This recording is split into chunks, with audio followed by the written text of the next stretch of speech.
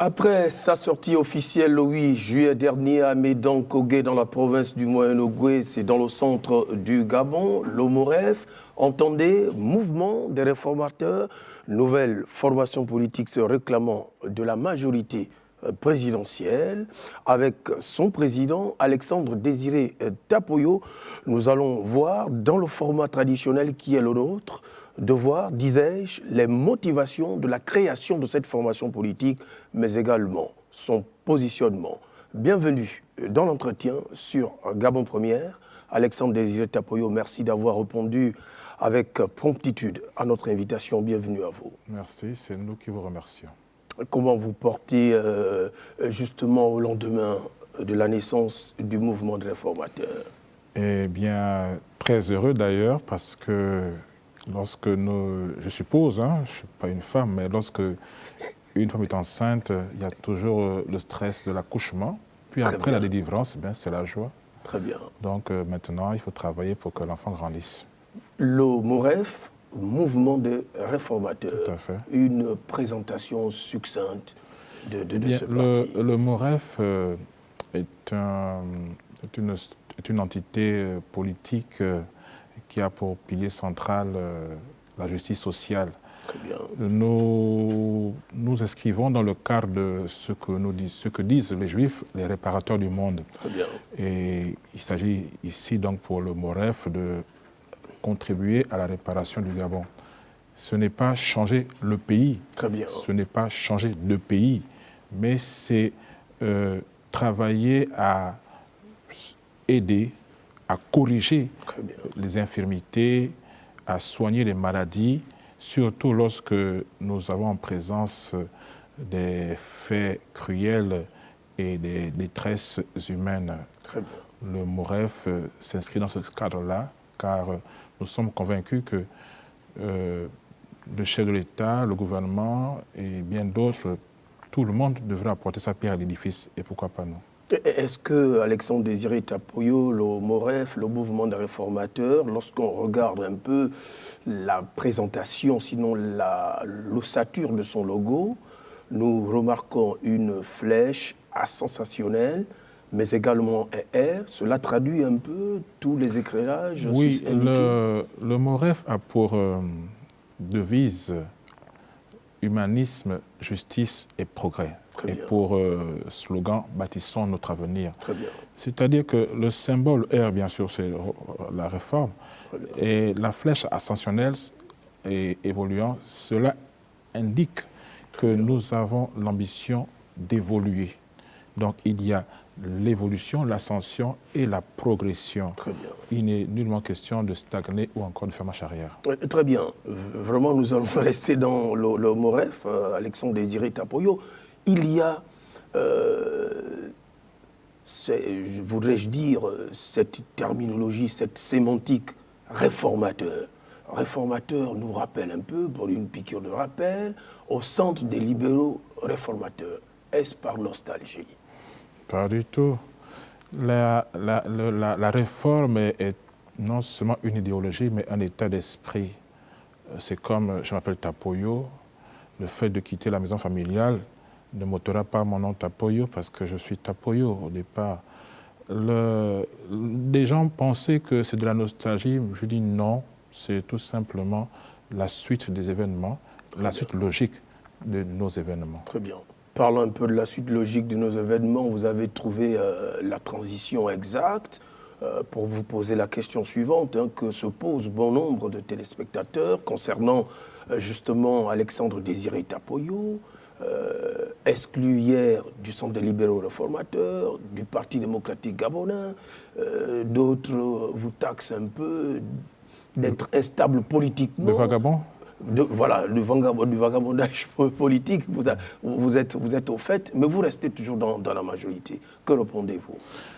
Eh bien, je suis convaincu que ceux qui le disent ou le pensent ne m'ont jamais suivi ou alors ont suivi un bout de ma vie. Très bien. Pour votre gouverne, j'ai adhéré au PDG en 1996 Et ma marraine politique, qui vit d'ailleurs, Très bien. n'est autre que Madame Delphine Ayette, qui est un membre fondateur du PDG, qui a été députée et maire également. Ouais, maire adjoint de la commune de Libreville. Voilà, donc c'est elle qui nous a formés.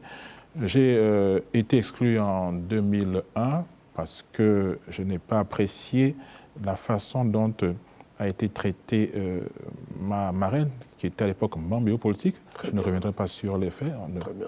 Et un an plus tard, en 2002, j'ai adhéré au CLR parce que tout simplement, c'était un adversaire sympathique. Très bien. J'ai combattu le CLR violemment quand j'étais au PDG.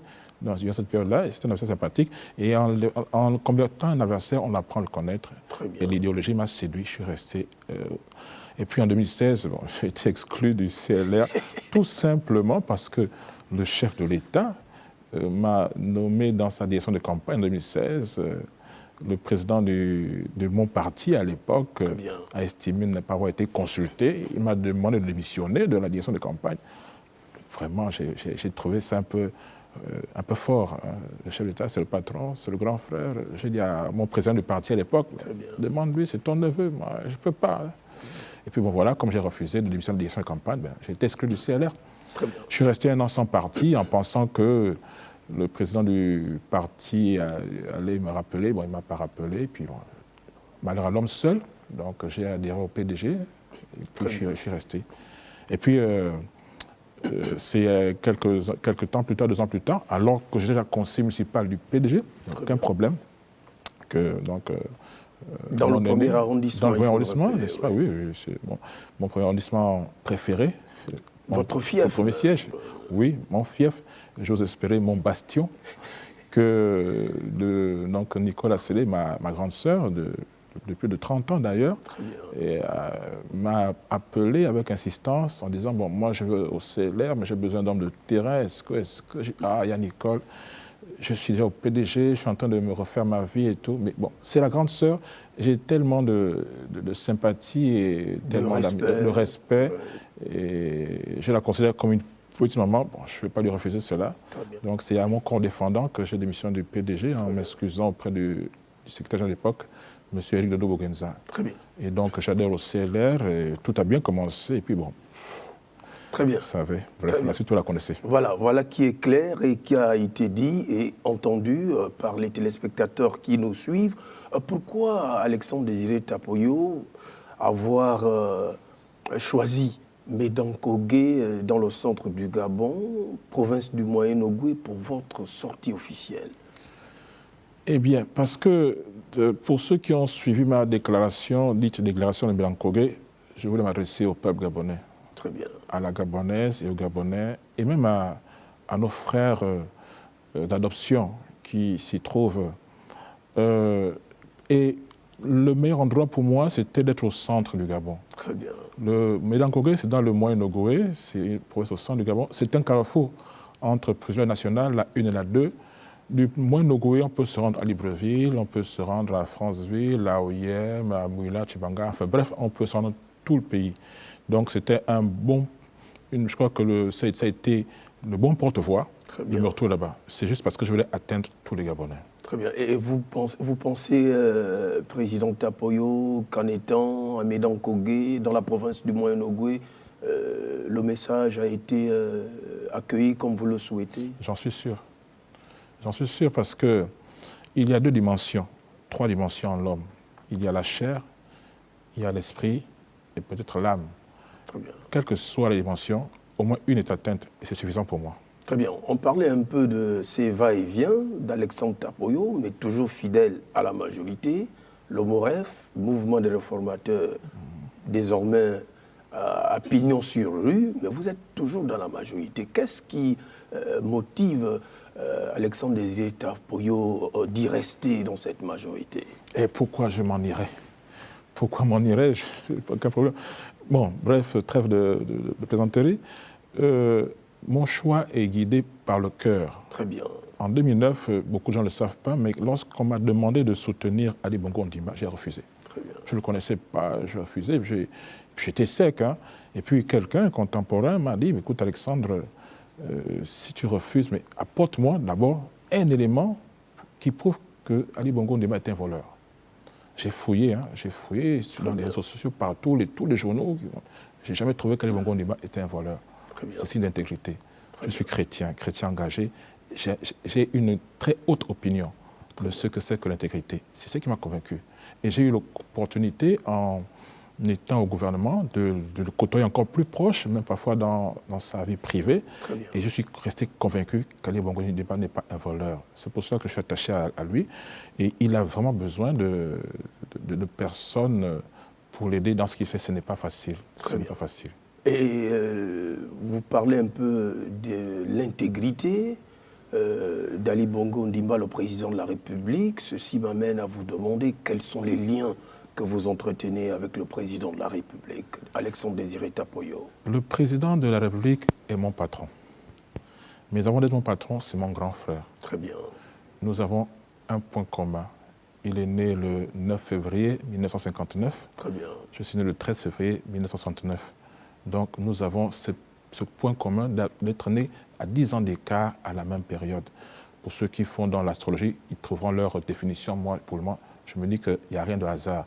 Mais en plus, j'ai l'intime conviction que s'il incarne la vision, je reste convaincu que j'incarne son engagement, l'engagement de cette vision. Donc, tant que je ne pense pas avoir fini mon travail, je poursuis avec lui. Très bien. Nous comprenons un peu votre détermination chevillée au corps de soutenir la politique d'Ali Bongo Ondimba, le président de la République, chef de l'État, en étant ancré véritablement dans cette majorité présidentielle. Avez-vous suffisamment l'argumentation et l'argumentaire nécessaires d'apporter votre partition au sein de cette majorité, au sein de ce bloc politique? Oh oui, j'en suis intimement convaincu. Vous savez, je me souviens, j'étais jeune à l'époque, j'ai assisté à une réunion de la majorité de l'époque avec le feu Omar Bongo Ondimba, c'était à la démocratie. Je ne sais pas si c'était une réunion de la majorité, mais en tout cas c'était un grand rassemblement de tous ces partis. Et le président de feu, le président de la PSG à l'époque, Victor Mapango Mukani Mweta, exactement, avait dit ceci dans son discours que une symphonie, c'est plusieurs notes de musique. Très bien. Parce qu'appuyer sur une seule note à l'infini, ça finit par être ennuyeux, voire agaçant. Très bien. Mais quand il y a plusieurs notes de musique bien agencées, vous avez une très belle mélodie. Et je suis convaincu que c'est cela la définition de la démocratie.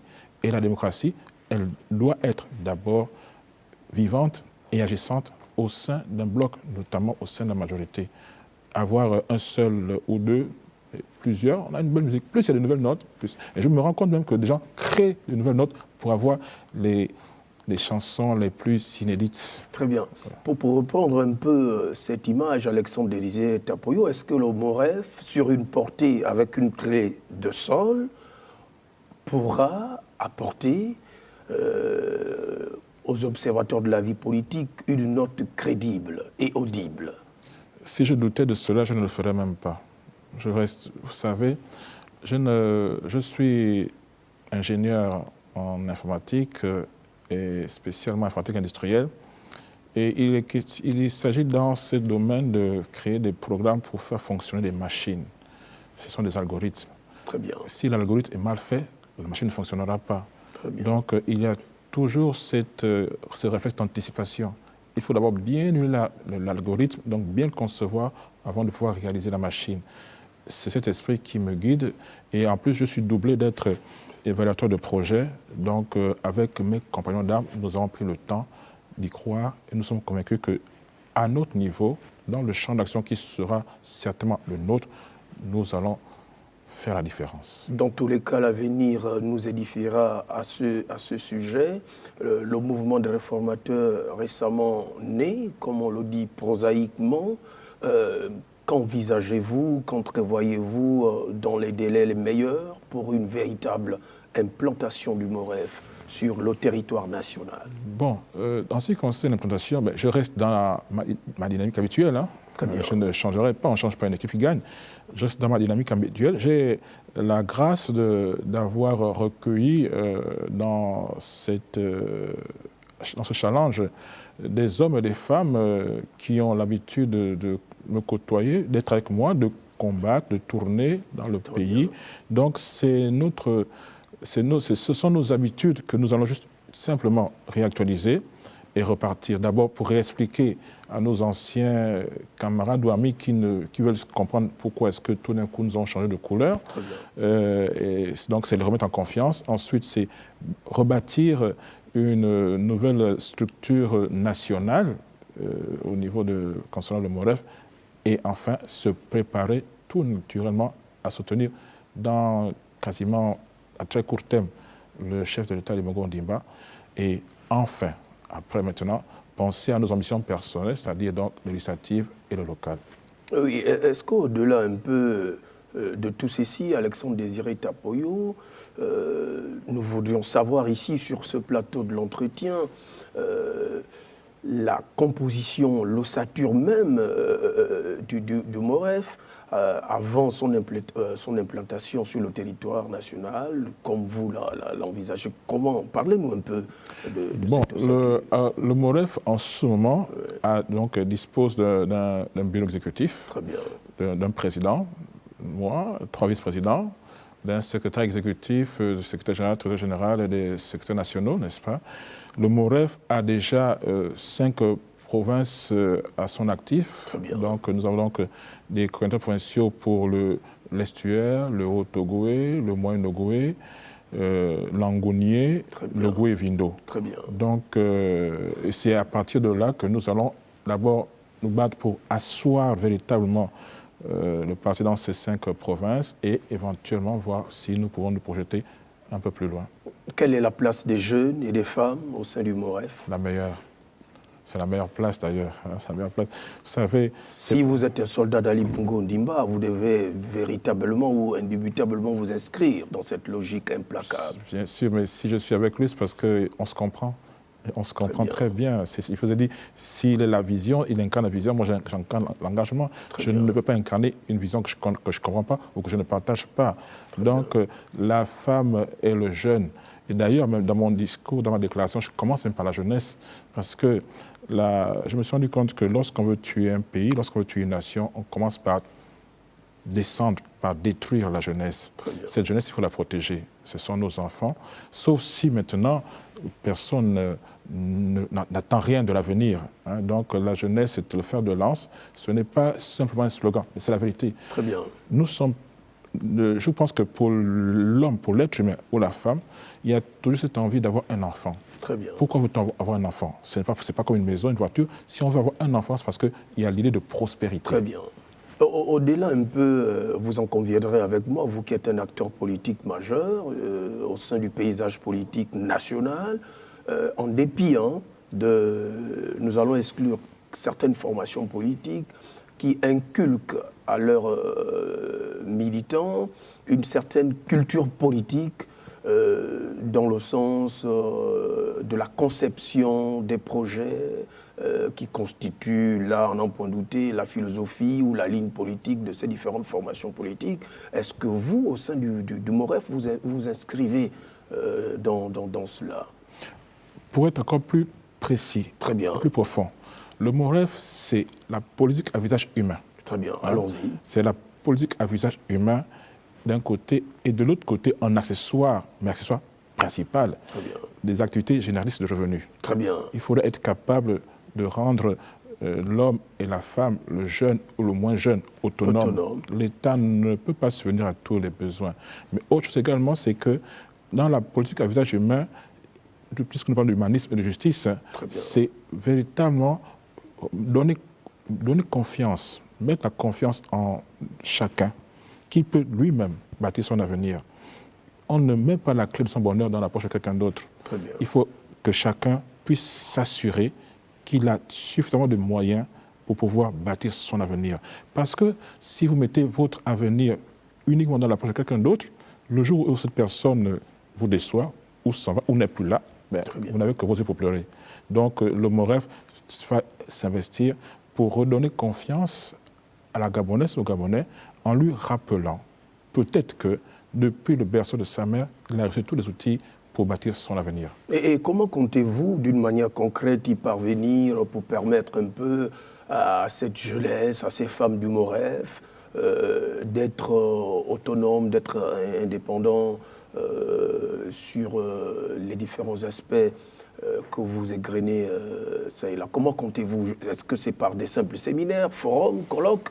Comment comptez-vous? Au-delà de tous les gadgets sur tout le monde, hein, et fait que ce soit dans le cadre d'associations civiles, politiques ou autres, n'est-ce pas?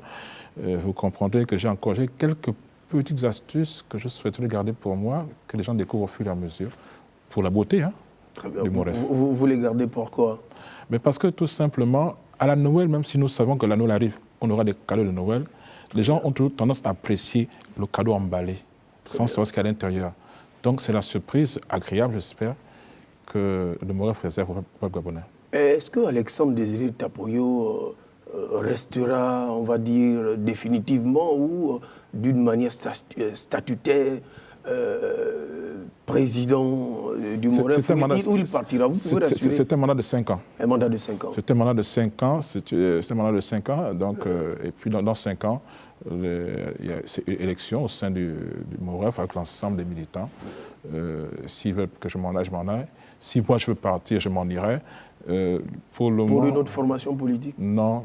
Si je m'en vais, s'il m'arrive de partir, c'est que je me retire de la politique. Je me retire de la politique, je m'en vais. Nous avons compris que cette fois-ci, c'est la bonne pour Alexandre Désiré. Tout a toujours été bon, non? Il n'y a rien qui a été mauvais. Tout a toujours été bon.